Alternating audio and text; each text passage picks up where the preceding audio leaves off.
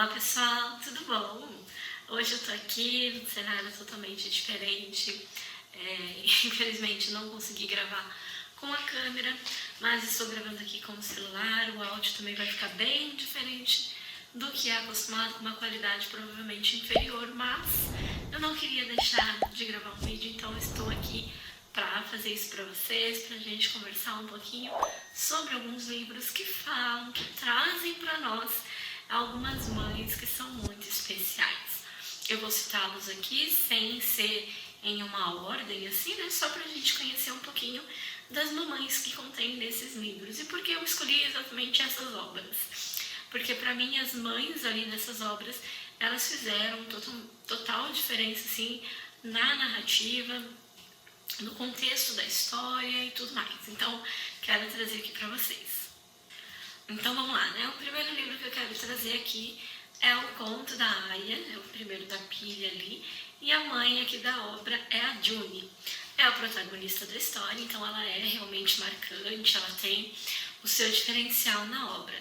Mas o que eu gosto de trazer nela aqui como mãe, como uma mãe marcante na literatura, é porque mesmo antes de tudo acontecer, quando ela tinha uma vida normal no Canadá, ela já demonstrava um cuidado muito grande com a sua filha. E mesmo quando tudo aconteceu, quando se instaurou o Gilead, e vocês, né, quem já leu ou acompanhou a série, sabe, ela acaba perdendo, né, a sua filha, levada dela, tomada dela, e em todo momento da história, a sua grande preocupação é a sua filha, é resgatar a sua filha, mesmo quando ela se torna mãe pela segunda vez, é a proteção daquele bebê, mas o cuidado daquela outra filha, né? O resgate daquela outra filha. Então, June Osborne, eu acho que é assim, né? A June, ela realmente, pra mim, é uma baita mãe, sem palavras pra ela aqui. Ela me irrita, assim, em vários momentos da história, mas é uma baita mãe, isso eu não posso negar. Outra mãe, então, eu venho trazer aqui, que é a Senhora Pullman, de Extraordinário. Esse livro, ele tem, assim, um quezinho no meu coração, eu gosto muito dele, gosto muito do filme, eu tenho o livro de preceitos também, porque eu amo essa história de generosidade, assim, narrada aqui do começo ao fim, né? Então, assim, gentileza, gosto muito desse livro, da mensagem que ele traz. Mas o assunto aqui é mãe. E pra mim, a senhora Pullman é uma baita mãe, né? Pensa bem, além de mãe, ela é esposa, dona de casa, trabalhadora, então assim, tem mil e uma coisas a serem feitas na vida.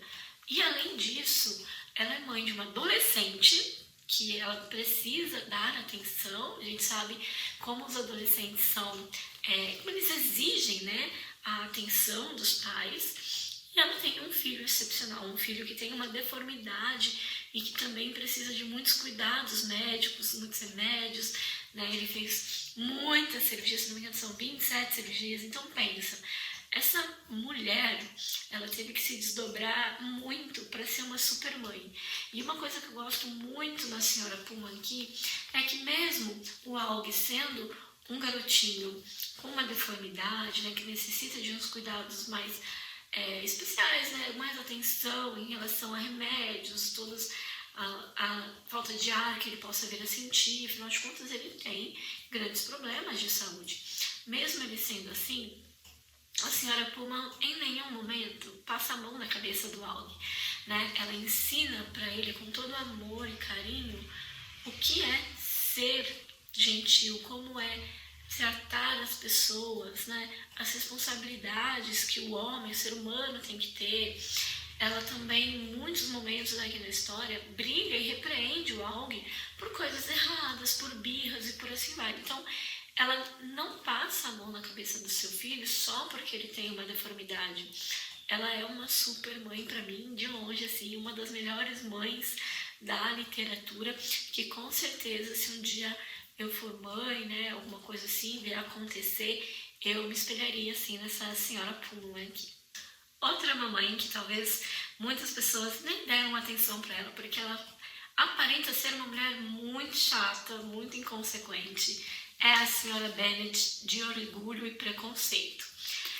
A senhora Bennet, ela na verdade é uma mãe muito boa. Ela tem 5 filhas e ela precisa guiar essas filhas para um casamento. E não à toa, não por futilidade ou não porque aquilo era o comum da época e as mulheres precisavam casar, mas porque as suas filhas não herdariam nada do pai. Né? Na época em questão, a herança ela não passava para filhas, ela passava para filhos. E como os Bennets não tinham filhos, passaria então para um parente mais próximo, né, que fosse do sexo masculino.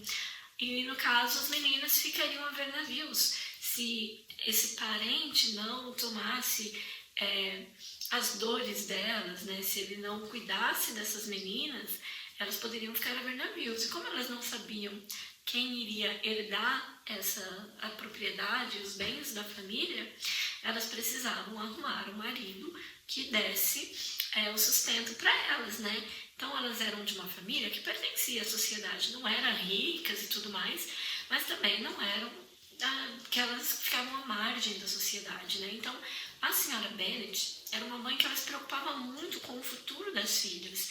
Isso em vários momentos é visto de uma forma errada, de uma forma negativa. Né? Nós, leitores, olhamos para ela e falamos, nossa, que mulher insuportável.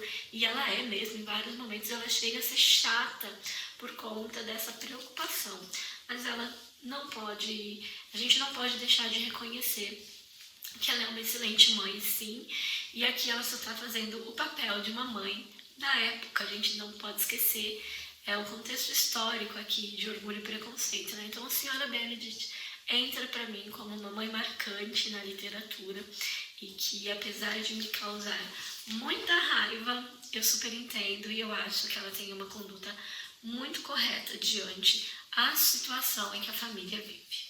E agora trago aqui Game of Thrones, né? Uma série gigantesca, mas eu quero trazer 2 mães aqui na série.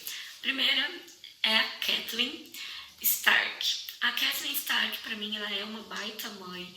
Ela também tem ali vários filhos, né? Mas além dos filhos dela mesmo, ela ainda tem um bastardo que ela cria. Fora esse bastardo, ela tem mais um garoto ainda que ela ajuda a criar, porque ele é muito amigo ali dos seus filhos e ele tá meio que sobre os cuidados dos Starks. Então, a Catelyn, ela tem que se fazer de forte ali para criar todos esses filhos, ajudar na educação deles, tendo ali as 2 meninas, então ela precisa conduzir também a Sansa e a Arya na mesma época, né? A gente vamos falar assim do passado, vamos falar que a gente precisa levar em consideração o casamento.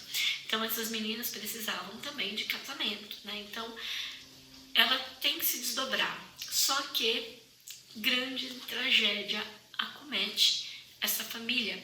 E os Starks, para quem assistiu ou já leu a série, sabe que eles passam por grandes dificuldades ali, quando tem um episódio fatídico na família Stark, né? E aí, a partir desse momento, a Catelyn, ela se torna uma guerreira. Ela deixa de ser uma mãe super protetora em casa para ser uma mãe guerreira, para ser uma mãe que vai atrás dos seus filhos, custe o que custar, que tiver que passar por cima de quem tiver que passar, ela vai fazer isso para buscar os seus filhos e resgatar a sua família. Aqui a gente tem um momento em que a família se desmembra, né? Cada um vai para um canto e ela, como seu filho mais velho, ficam encarregados então de ir atrás do restante da família. E ela passa por muito tempo aqui na série sendo essa mulher guerreira. Eu admiro muito a Catelyn Stark.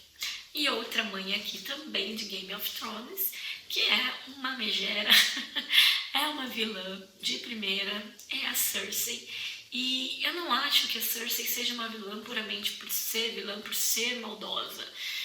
Ela é mãe e tudo que ela faz, mais uma vez, ela faz pensando nos filhos, não se importando com o que tem que ser feito, mas que tenha que ser feito pelos filhos, ela vai fazer, sabe? E a Cersei, ela é essa mãezona, sabe? Eu não vou deixar de citar a Cersei aqui, porque eu acho, sim, que ela é marcante, ela é uma baita mãe, ela protege o seu ninho com todas as forças, tá? Ela é aquela mãe que sacrifica a si mesma em prol dos filhos e os seus relacionamentos amorosos e tudo que for em prol dos filhos. É claro que com isso ela não mede consequências, ela não tem limites, então ela acaba se tornando uma vilã aqui porque ela ultrapassa tudo aquilo que é aceitável, né, perante a lei ou não, né, perante a moral mesmo. Ela não vê esses limites, então ela acaba excedendo demais as coisas para poder dar o melhor para os seus filhos, segundo o que ela considera o melhor, né?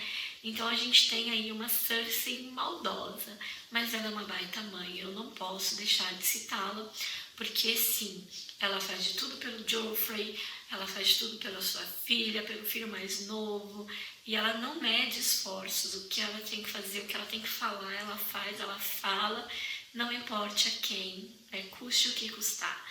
Ela é uma mãezona mesmo, tá? Ela ama, de fato, os seus filhos. Trouxe, então, aqui para vocês 5 mães na literatura que eu, particularmente, considero uma baita mãe, sabe? Mães, assim, extraordinárias, mães fabulosas, mães que realmente marcam essas obras. Quando você as lê, é inevitável você não enxergar as mães, sabe? É natural você ler essas obras e você já pensar e já começar a refletir sobre o tipo de mãe que cada uma delas é, tá bom? Fica aqui minha recomendação, então, de 4 livros incríveis aí para vocês estarem lendo, e à medida que vocês forem lendo, vão reparando, sim, nas mamães que contém nessas obras, tá bom? Eu fico por aqui e a gente se vê no próximo vídeo aqui no canal. Tchau, tchau!